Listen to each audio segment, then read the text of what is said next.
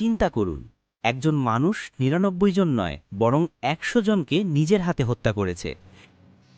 এমন ভয়ঙ্কর অপরাধীর কি আল্লাহর কাছে ক্ষমা পাওয়া সম্ভব? আজকের ভিডিওতে আমরা জানব ১০০ খুনের সেই বিখ্যাত সত্য ঘটনা, যা শুনলে আপনি বুঝতে পারবেন আল্লাহর অসীম রহমত কত বিশাল। যারা পাপের কারণে হতাশ, তাদের জন্য এই ইসলামিক শিক্ষামূলক ভিডিওটি দেখা ফরজ। বনি ইসরায়েলের যুগে এক ব্যক্তি ছিল যে ৯৯ জনকে হত্যা করেছিল। পাপের ভারে জর্জরিত হয়ে সে খুঁজছিল তওবা করার উপায়।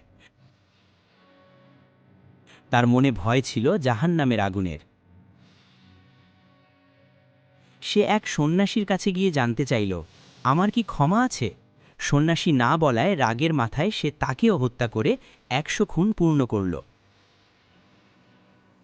কিন্তু তার মন শান্ত হল না, সে খুঁজছিল পাপমোচনের পথ। এরপর সে গেল এক জ্ঞানী আলেমের কাছে, জানতে চাইল ইসলামে ক্ষমার বিধান সম্পর্কে। আলেম তাকে নিরাশ করলেন না, তিনি বললেন, অবশ্যই, আল্লাহর রহমত থেকে তোমাকে কে দূরে রাখবে? তবে শর্ত হল, পাপের এলাকা ছেড়ে ভালো মানুষদের গ্রামে যেতে হবে। হেদায়েত পাওয়ার আশায় লোকটি তখনই তওবা করে ওই গ্রামের উদ্দেশ্যে রওনা দিল। এটি আল্লাহর ক্ষমা পাওয়ার এক অনন্য দৃষ্টান্ত। কিন্তু ভালো গ্রামের পথে অর্ধেক রাস্তায় হঠাৎ তার মৃত্যু হল। তখন শুরু হলো আসল নাটকীয়তা।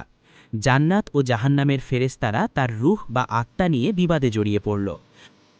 আযাবের ফেরেশতারা বলল সে খুনি, আর রহমতের ফেরেশতারা বলল সে তওবা করেছে। তখন ঘটল এক অলৌকিক ঘটনা।